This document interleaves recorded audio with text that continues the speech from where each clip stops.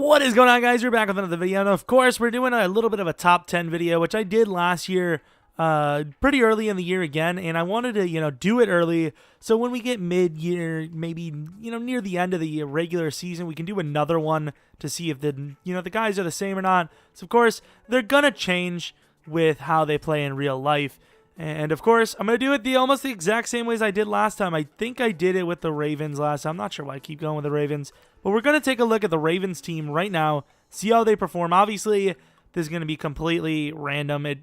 We could completely make it a 99 overall team, and they just play horrendously.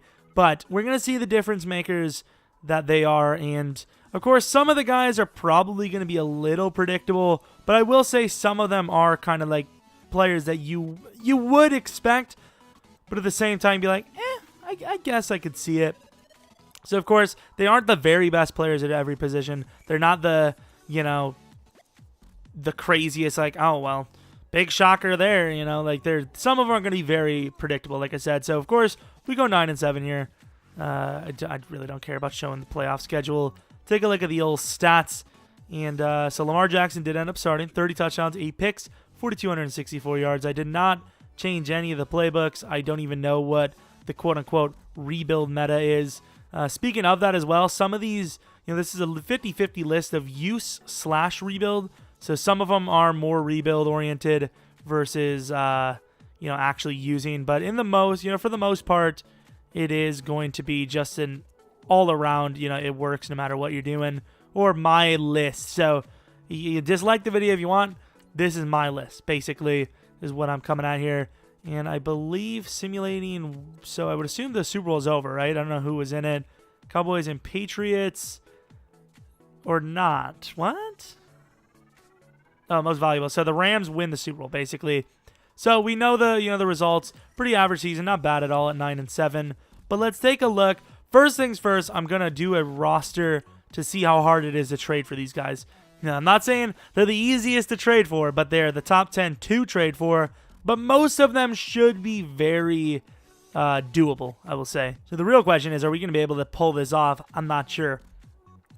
But, of course, we have a fresh team. We're going to go for our very first name, which should be almost a gimme. So here he is, the first guy, number 10 on my list. We trade Anthony Levine, I believe is his name, for Kevin King. Kind of a guy that most people would probably know of. That would be a great pick. He's decent for rebuilds. I mean, I think we proved that with our Jets rebuild. He actually did pretty well, and he was kind of wavering as a number 2 and a number 3. But the reason why he's so special is the fact that he is a 77 overall at the gate. I know normal dev's kind of rough, but he's 23 years old, 6'3". He's got 72 man, not great, 75 zone, but 91 speed, 93 excel at 6'3" and 23 years of age is insane. With the height alone, and I guess the speed included, he's going to play until he's at least 31 for you. So this is more of a user pick than a rebuild pick. However, like I said, he definitely worked well for us in our Jets rebuild. So now we have a guy that this is like clearly the, okay, yeah, we get it, mate. I almost didn't even put him on the list, but Quentin Nelson. We traded Anawasor, Brandon Carr, and a 4th round next year for Quentin Nelson, who at this point in time, you might even be able to debate as the best Madden lineman around because he's 22 years old, 83 overall, and he is superstar dev. He's got 97 strength.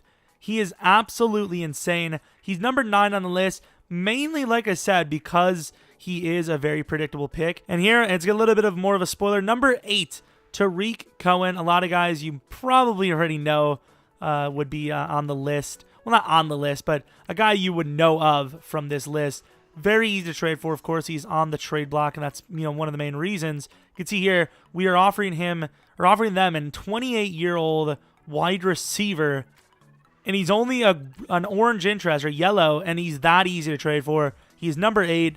Of course, let's take a quick look at his stat line. They gave him quick, of course. He's 5'6". He's 23 years old, so rather young. Obviously coming off of a rookie year. 93 speed, 92 speed, 92 excel, excuse me, 95 agility, 87 break tackle, a 93 juke move, and 88 elusiveness. Absolutely insane. Pretty decent receiving back, of course, but he can play as your main because he is 5'6", so it's kind of hard to get a hand on him. We'll say the one rough part is, of course, the carrying, which, of course, probably shouldn't cost you too much to upgrade. So, honestly, you know, it took me a little bit to trade for him, which kind of is the reason why he's number 7 on the list. But Judon, Siragusa, and a second round next year for Quan Alexander. Just, I mean, are you really a Madden fan if you don't know the user of Quan Alexander? Let's take a look at his coverage stats. A great piece for rebuilds, but an even better piece for usering. 24 years of age, 6'1", 227, 87 speed, 90 excel. Absolutely insane, of course. 78 zone coverage, really good for an 80 overall player. And 86 hit power, which is not bad at all. A very good player to trade for. More for the user side, so we have Kevin King and Quan as the 2 users. Coen, kinda, but he is a good piece for rebuild as well because he's young. So here we have, I believe, what are we on? Number 6? I think 6. Pick number 6 of these top 10. In David Njoku, we have Mark Andrews, Orlando Brown, and a 3rd round. Of course, Orlando Brown does have quite a bit of value, but at the end of the day, he is a 76 overall lineman. So, of course, I would debate David Njoku, especially for Sim, as one of the best wide receiver tight ends you can get, simply because he's 22 years old, which is insane. He's got a dev of quick, and then, of course, I thought he was 6'5", but, of course, he is very fast at 85 speed and an insane 90 acceleration. A lot of people would know this guy, but he's very good piece to trade for. Probably get to an 85 overall by the end of the season, which in this year's game is actually extremely great. And now, ironically, number 5 on the list is already on the team, and that is Marshal Yonder. It wouldn't be one of these top 10s without an older player that is easy to trade for. Probably should trade it to someone else, but Marshal Yonder, the Bengals, for a 2nd round pick. Let's see how hard it is to get him back. That's all you need is a guy like him, and look at that. 2 young, I mean, to be fair, Tyus is kind of young, but 2 low overall players for Yonder just out the gate. Just like that, super easy to get.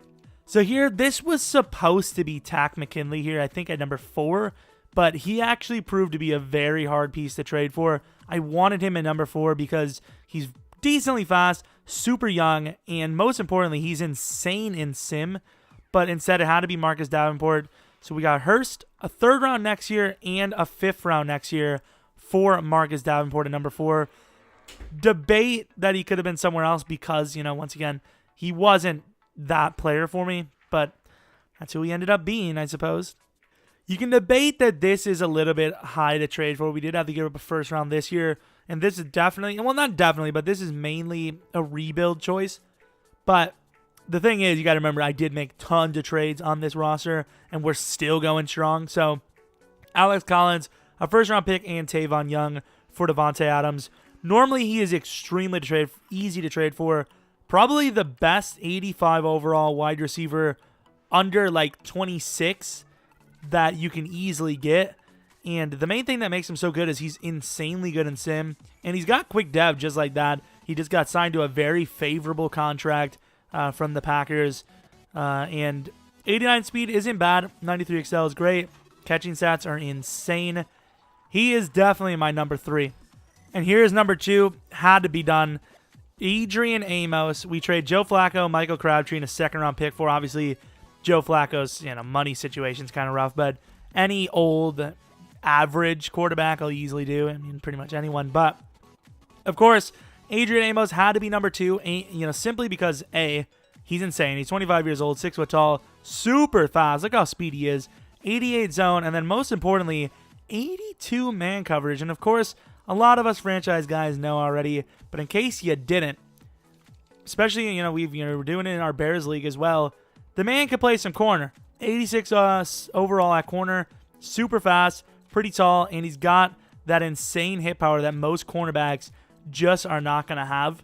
And you can see here, there's none. Kennedy is the best one, basically. Everyone else is a safety. And if you couldn't tell who number 1 was going to be, the most predictable pick in the world, Lamar Jackson, for every single reason under the sun.